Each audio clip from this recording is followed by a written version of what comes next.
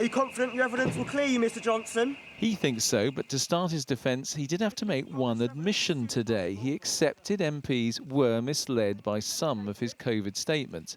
But Boris Johnson has this explanation in today's dossier. When the statements were made, they were made in good faith and on the basis of what I honestly knew and believed at the time. I did not intentionally or recklessly mislead the House on the 1st of December 2021, 8th of December 2021, or on any other date. I would never have dreamed of doing so. So that's his explanation for this. I have been repeatedly assured since these allegations emerged that there was no party and that no COVID rules were broken. Boris Johnson accepts the report by the civil servant Sue Gray that COVID rules were broken in Downing Street at gatherings like this. So many MPs therefore say he should have known that at the time.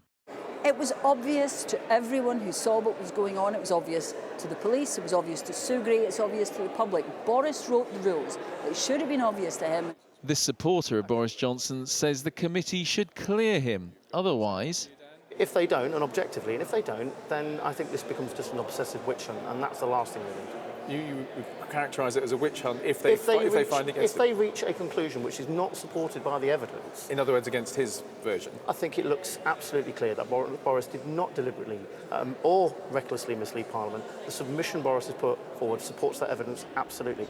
Tomorrow he faces 4 hours of public evidence in front of the committee. He needs to be ready for a challenge that could determine his future in politics. Quite quick up the steps there, wasn't he? Let's find out a bit more from Andy, who joins us tonight live from Westminster.